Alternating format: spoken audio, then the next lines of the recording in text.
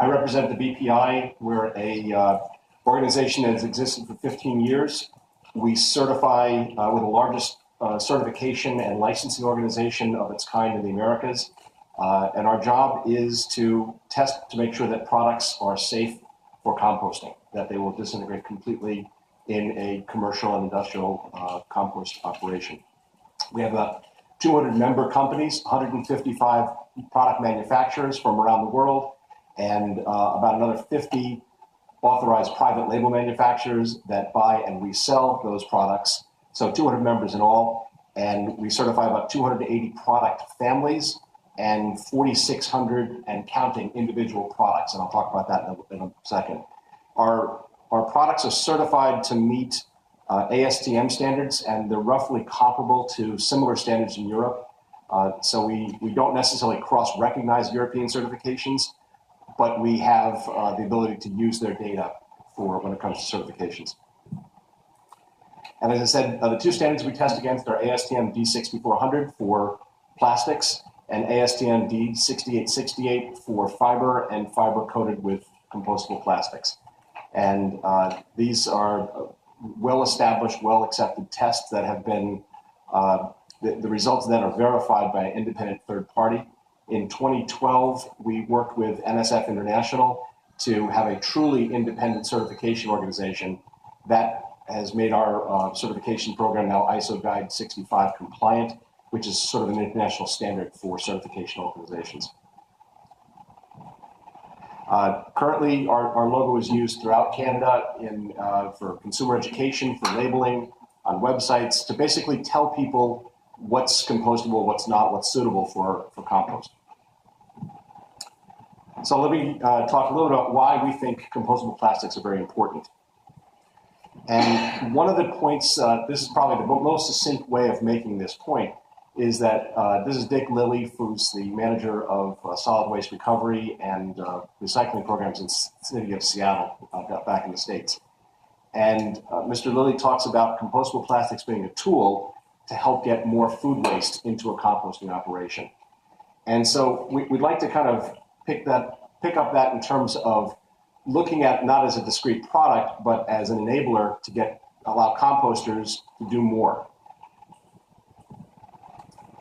So I like to think about this as sort of like the other sustainability. We talk about life cycle analysis and products, but there's also a sustainability in terms of getting people to do what you want every day, every week, every month, every year. And we believe that compostable plastics represents kind of an intelligent way to allow businesses and consumers to do the right thing with a minimal disruption to their current operations. That ensures higher rates of compliance, which ensures higher volumes of feedstock coming in. And the added benefit is that you eliminate a major source of contamination that would otherwise be extremely difficult to filter out. So those are some of the reasons. That's what's driving a lot of our members to sell their products, is that they see it as a tool to enable greater amounts of landfill diversion. This is a slide I'm borrowing shamelessly from Dave Douglas at Vision Quest, and it gets into just what I mean in terms of consumer behavior. And he calls this the yuck factor, is that if you have a bin and you just give people a reusable bin and you force them to clean it out and wash it out, you're probably going to get low levels of compliance. But if you give them a choice of different materials, they readily gravitate to something that makes their lives easier and makes the program more sustainable just on a compliance basis. And this is a study that he did, I believe this was from southeastern Ontario, where there's a number of communities that he kind of measured what people did in actuality, given various choices, either no liner, a paper liner, or using a compostable, certified compostable bag. And it's just remarkable that when you give people kind of a clear bag that prevents leakage, that withholds odors, that's breathable, you have a lot greater compliance. And that's borne out by looking at the amount of wastes that can be collected at a municipal level. It's almost 3x versus a paper bag, and I don't have the statistic for whether it's bin only, but I think the general point here is that if you give people a product that's very easy to use, very familiar, they're more likely to comply, and you're more likely, on the greater good, you're more likely to get a lot more materials. So let me touch briefly on what's new with the BPI, and more specifically, what have we done for you lately? What have we done for the composting community lately? And the first is a brand new logo. And we're very proud of this because we're truly international. We're making attempts to broadcast the fact that the BPI is the most widely recognized certification mark throughout the Americas. And so we've kind of taken away a lot of the parochial interest and put in just some good information about the fact that we're international. We're including consumer information right on the logo. In the past, we would rely on trying to explain to people where you can compost it, that you can't compost it in your backyard. So we really struggled because you'd have a logo and then you'd have some added disclaimer language. And it was very kind of confusing to people. Often or not, they'd forget to put it on there, or they'd say it the wrong way. So we've integrated some very specific, succinct consumer language right into the logo. And then most importantly, we put in a unique identification number so that people, and I'll talk about this in a second, but people can actually verify. It's not just that they grabbed a picture someplace from the web and put it on a product, but we actually now have a back-end website that people can verify compliance to our program. The next thing we've done is we've made our certificates digital. And the one on the left is an actual example of a fraudulent certificate that was sent to us because people were kind of checking. And our system really didn't have a lot of checks and balances in there. So we've now switched over to an all digital certificate system. It's a PDF that's digitally signed. There's a link to a list of approved products down to the item level. So it's not just a vague description, but it's a very specific list of products that we're certifying to. A unique identification number so people can check the manufacturer's code, and then a digital signature so that you can verify that it's an authentic, non-counterfeited document. And then finally, the website. This is now live. It's at products.bpiworld.ca. You can check it out. We have both any manufacturer from around the world that's certified in our program is listed by name, by product type, and by certificate ID. And when you click on the actual listing, you'll see a complete detailed list of every single SKU that they've manufactured. You can download that list. For as a composter, it becomes a very important reference to kind of check and see. As a buyer, if you're a purchasing agent, you can see exactly what you're getting. And a lot of times what happens is it might not be listed here, but if you call up, we have some other detailed records. Sometimes people will change the SKU from last year to this year. But we're giving very specific information, so no longer just a blanket approval for a category of products, but we now can certify down to the item level. And since we've had this for less than a year, we've had about 3,000 visitors overall from around Canada that have made queries to the website. I also have an anecdote. This came from, let's see here. This is from Karen Hogan, who's a waste reduction specialist in Peel. And she called our hotline. Half the times, the inquiries we get are not on the web, but are actually phone calls because they can't find it on the website. And in this case, Karen had called us and said there's a product that she had in inventory from a manufacturer, but she couldn't find on the website. And we did some digging. We realized, well, the manufacturer went out of business, but they sold that business to another firm that is in fact certified. And so just that one simple phone call, and for us to be able to connect the dots, we were able to make sure that she could use those bags with confidence because the only thing that expired was the name of the company, but the product underneath was certified, and we had confidence that the new surviving company will also be certified. So we really try to act as a resource for a lot of composters to be able to provide good information about what's out there. And I get probably 2 or 3 calls a day from composters, buyers. I was just up in my hotel room talking to someone from Moscone Center in San Francisco. They had some questions, and we were checking actual certifications. So it's a service that we provide to give you more confidence to be able to take some of these products because they look and feel so much like plastics. It's very important that you trust that they will actually go away. The other thing we try to do is to prevent problems. And I apologize for the eye chart, especially in the back of the room there. But basically what this is a decision tree. A lot of times what we try to do is to prevent people from making frivolous compostable products. Compostability is one of those kind of buzzwords, and biodegradability, everyone wants to be biodegradable. But the reality is that you don't want to see compostable cosmetic packages or detergent bottles or toys. So we want to be very specific about what we're trying to do. And that gets back to our mission before about being a tool, trying to divert more food waste. So we're very cautious about talking to people, and we try to guide them through a very logical thought process.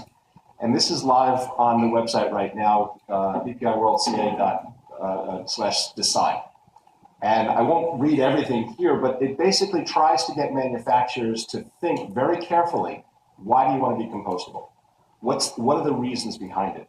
Get certified for the right reasons, and think about other ways that you can become green or environmentally conscious by looking at source reduction, recycling, reuse, but something other than compostability, which is a very specific tool to divert food waste.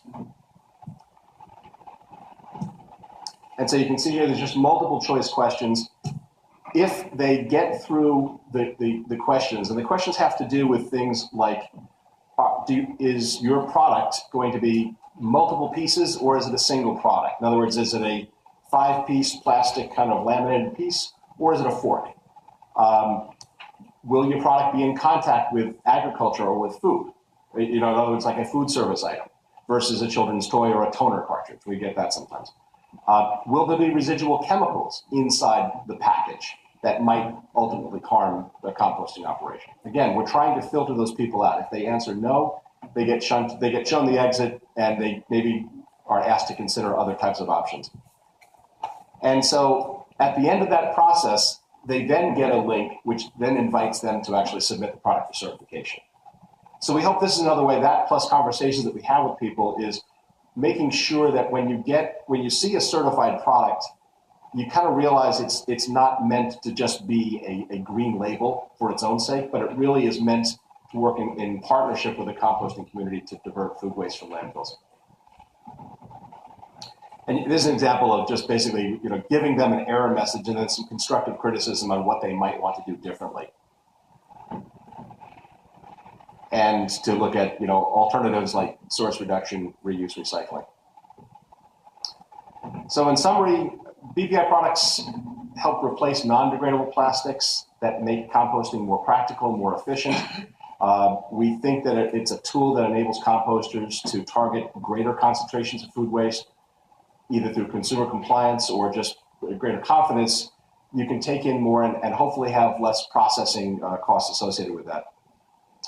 We're a science-based standard. We rely very heavily on independent third parties to verify the science that's submitted by our members. We're very confident that our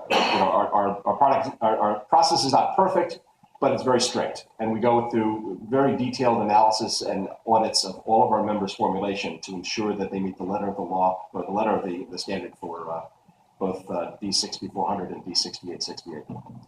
And finally, we think that the new logo and the new catalog and the new certificate scheme are all ways that we can improve the trust factor and the value to the composting industry. And with that, I thank you.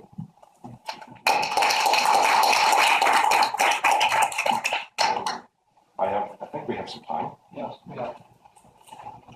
Question? Go ahead, please. Thank you for that. I have a quick question, wondering about your name as the Biodegradable Products Institute. I know one issue that comes up in our community is helping consumers to differentiate between biodegradable plastics, which we can accept in our municipal program, and compostable plastics. And wondering if it's at all possible to call yourselves the Compostable Plastics Institute. So when we send people to the website, they're not confused. You'll notice we're the BPI and not the Biodegradable Plastics Institute. But yeah, no, I take your point. When we started out 15 years ago, I don't think it quite had the same kind of familiarity and baggage with it. We often tell people biodegradability is sort of an abstract concept. We really have to define where will it biodegrade. And if you're not doing that, it's like saying my child is a genius versus show me the report card. And there's a little bit of a lot has to do with messaging. We're also considering standards having to do with soil degradation, marine degradation. So we can offer certifications for a variety of them. I don't think that the name is bad. It's descriptive, But composting is just one means of biodegradation, and we will ultimately have products that will certify to a lot of different environments for biodegradation. I just want to add that, like in the state of California, for example, you can't call a bag that meets ASTM D6400, you can't label that biodegradable, it's illegal. You can label it compostable if it's backed by a third-party certification. So we're very sensitive to the language. BPI is kind of a shorthand, and we're very conscious about making sure that people apply for compostability for the right reasons and not just as a green label. Yeah. Question. You said that agriculture to be used for food waste or agricultural. Is that true, or what? Yeah. So basically, what we're trying to do is it's not a perfect process to filter out frivolous things, but we're trying to get people to say, like, if you're going to make a toner cartridge and call it compostable, you're calling the wrong place. But if your product is used in farms or on, like say a mulch film or something like that, where it's used in an agricultural environment, it would be very impractical to try to recycle that. You might be able to reuse it once or twice, but after a while, it's exhausted its practical value. Composting might be a good alternative, and so that's why we use that. It's not so much to say there's agricultural applications and things like, but it's to get people thinking, why do I need it to be compostable? Because one of the things that we struggle with in ag plastics is those big green bags on the ferries, and again, it has the contamination issue to be recyclable. Yeah. So I was just wondering if there's people are looking at that. I don't know. So that's like the big the super sacks, the woven polypropylene. Yeah. I don't know. I haven't gotten any. It might have to do with just the materials that they don't.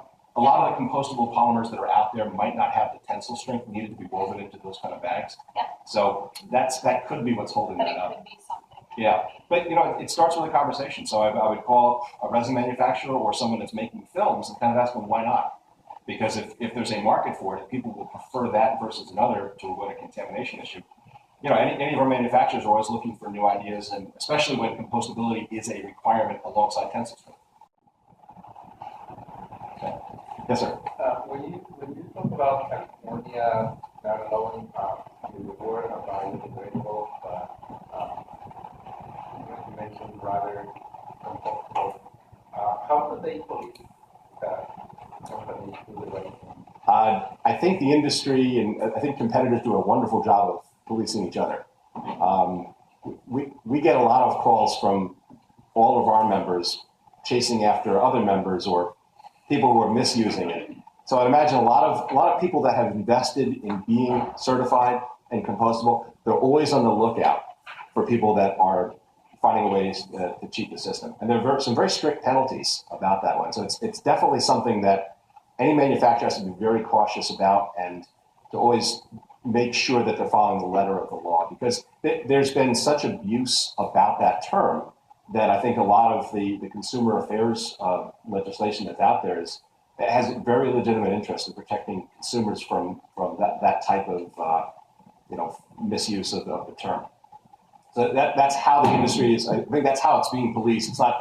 I think it's consumers and also competitors that are kind of looking out and monitoring that. Is certification voluntary or voluntary basis, or Yeah, I'm sorry. a company decides that decides to go into compostable product? Is certification mandatory? The question. Like if there's a manufacturer of compostable bags, would that be mandatory that the manufacturer be certified? No. I mean, we often tell people that you can make whatever claim you want about your product. The question is, will the composting industry, will consumers believe you? And so our logo and our certification process is sort of a shorthand for that. It allows the consumers to very quickly and succinctly say, okay, this is certified. And they have some trust and confidence. They read about our process. They understand that it's not a green sticker that you can just put on there and be done. There's some very rigorous science behind there. There's some policing And so we hope that the composters are the ones that are having that discussion and basically saying, I won't take it unless you prove to me it's certified. And that it's not a mandate, but it becomes sort of a practical consideration. People just want to say, hey, I want to be certified because most composters are asking for it. That's where, if you believe in us, we would appreciate your support to help us to grow and we can work together to divert more food waste. Yes. Do you work then a lot with the composting facilities to make sure the products are actually functioning the way that you want? And do you get a lot of feedback from them to identify products that maybe aren't? Yeah, so the question is, how closely do you work with the composting industry and what kind of feedback? Like the facilities that are processing them. Right. For facilities. So we work with sort of the certification organizations that are constantly out there. So we can test products that meet a certain standard that's been set out there. The ASTM has active committees. They're soliciting input from a lot of different people. The composters are one constituent of part of that rules-making organization. And so I know several composters are participating actively because they have concerns. Certain products don't go away in their process. And so they have a voice at the table. The material scientists have a voice in terms of what they can do, how they can engineer the product to work and still meet the requirements of the customer. So we don't necessarily we don't set those standards. We just develop a licensing program and a certification program to test against those. But that's how the composter's voice is heard, is participating in those standard setting committees. ASTM and I think ISO also has, composters are an important voice of that table. You had a question. Yeah, so you, it's not as stringent, say it's not the same sort of regulation as NSF, but it's sort of a side body, whereas NSF would have a whole factory manufacturing thing. You just have your own. NSF for which standard? Well, if, for instance, the Restaurant Association would have this National Sanitation Foundation, and they do a lot of things. I mean, they do components for water treatment, for instance. Right. And, it's sort of like from the all the product components right through to the final end manufacturing. But this BPI is just, you do the research in that, and you do a paper process, and you do some regulatory in the sense of looking at the stuff, but it's not a cradle to grave sort of process they do. We don't do life cycle analysis, if that's your question. So let me maybe just take a couple of minutes to explain what our process is. We have 17 environmental test labs around the world that we have certified that they have the lab, the equipment, the expertise to conduct a full ASTM D6400 and D6868. Those two tests are extremely detailed, and they comprise a number of other sub-steps: chemical analysis, an actual disintegration test, phytotoxicity test, ecotoxicity, things, a range of different things. Then those results are submitted to our certification organization, which is the other side of NSF. So NSF does a lot of testing, and they also do the certification work to compare the paperwork to the known standards. In addition to that, we require that the converter, the manufacturer, disclose formulation. Sometimes the information is so confidential we don't even see it. It's just shared with NSF only. But we require complete discussion and divulsion of all the formulation information. That is a process that's done every 3 years or upon any type of new product that they make. And in addition to that, we go out in the marketplace, buy products, and test them at our own expense to make sure that they meet those standards. So I'm not sure how that compares, but that's kind of the whole thing. It's quite burdensome, but it's important to have a very high threshold. Yes. David, I have two different questions. One is both the ASTM standards. One is for plastic-coated paper, and one is for compostable plastics. But you also certify like the bagasse products and other natural fiber that don't have plastics on it. So yes. Could you just explain a little bit more about how the natural fiber products sure. get covered? Yeah, Okay, so D6868 is the standard that's created. And if you read the actual title of the standard, it's meant for poly-coated paper, plastic coated items. As a practical consideration though, it also includes all fiber-based, so paper, things like that. As part of that, there is a test of natural origin. And so a lot of products that are predominantly of natural origin, there's a separate test that people will conduct. It's presumed to be biodegradable because predominantly of natural origin.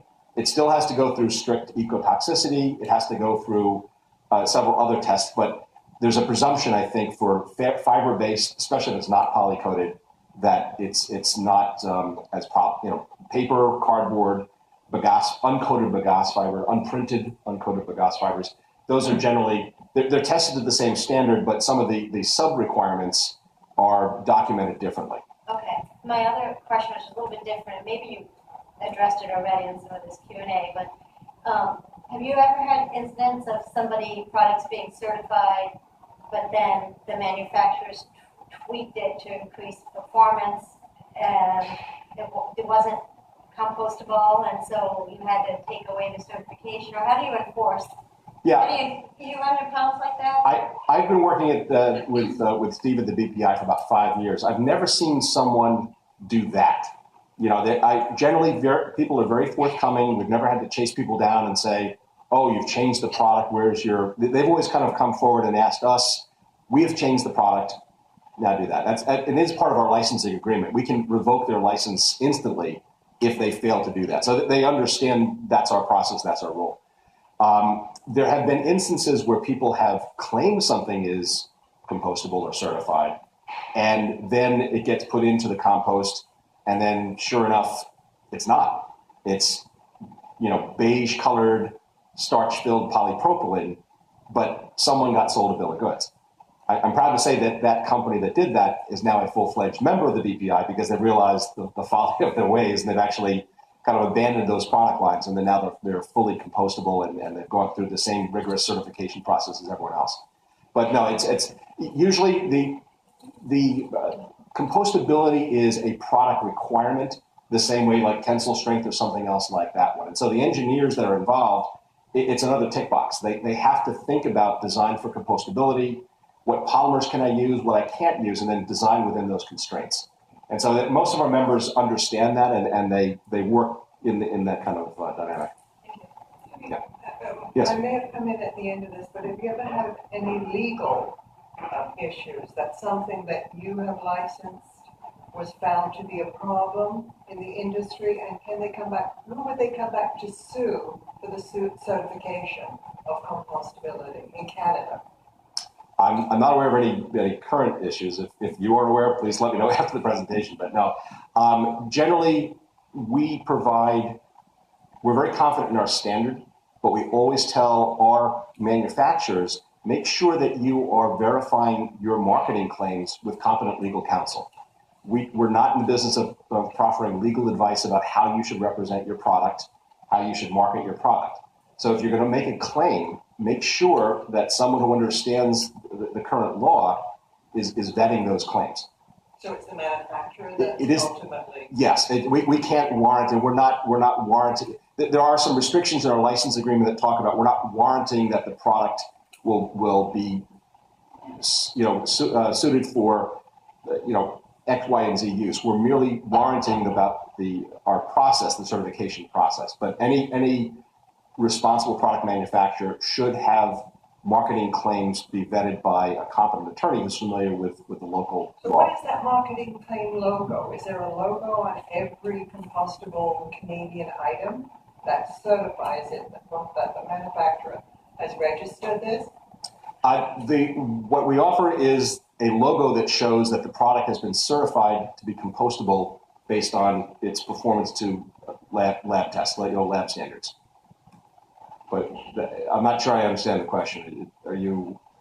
Well, again, I just want some universal method to tell that the manufacturer has registered this and is responsible for liability when someone purchases a biodegradable, compostable product. What is the icon or the body whose liability? The consumer's liability, the manufacturer? Manufacturers, The manufacturer's liability for what? For misrepresenting the product. right.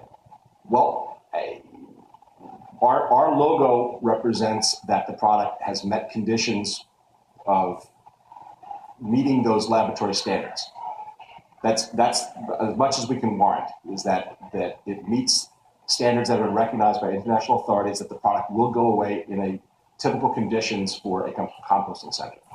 But maybe to add, I don't know, I know the U.S., for instance, the Federal Trade Commission, is the agency in charge of marketing claims. So there was a case in the last few years in Vermont where a company was putting the label compostability on the cups, and it was the Attorney General that I think ended up suing, and they settled because people thought it should say that it was not backyard compostable, and I saw the disclaimer on the new label, the language that you added to clarify. So there was some liability on the part of the manufacturer on not having a clear claim now, which wasn't, but that came down by the state attorney in Vermont. So I don't know how it works in Canada, but it's kind of similar. But is that what you're kind of talking about? Yes, it is. Yeah. And so that's what we try to do is to make sure that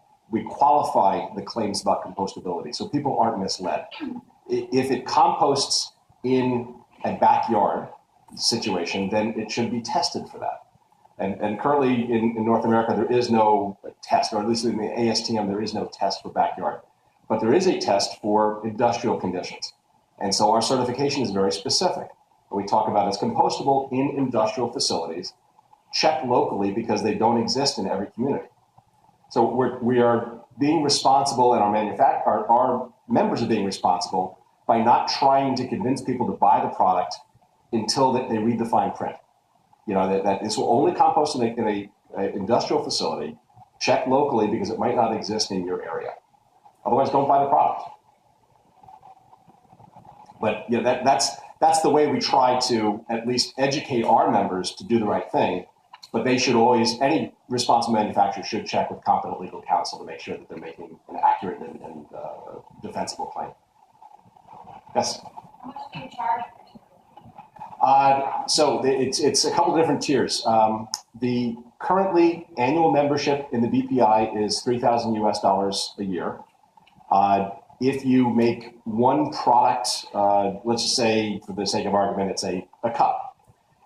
It could be 15 different sizes of cups or one cup. And that is a review charge. Generally, it's about $1,500 US. And that is just fully to reimburse NSF for their review activities to do that. In addition to that, you will need to provide documentation about that single cup or that family of cups that they will biodegrade. And the battery of tests that are done at any one of the 17 labs cost anywhere from $5,000 to $10,000. It might take 4 to 6 months. And again, the BPI doesn't get a penny of that work. That's all done independently by labs. So you as the manufacturer are probably looking at a $10,000 to $12,000 one-time upfront investment and the recurring $3,000 investment.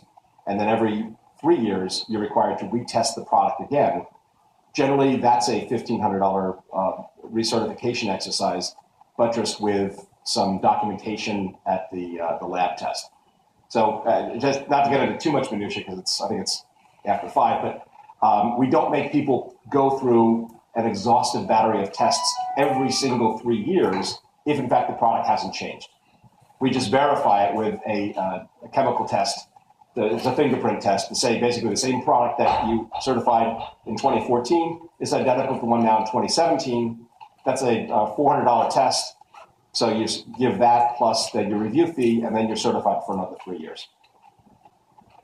Okay. Thank you very much.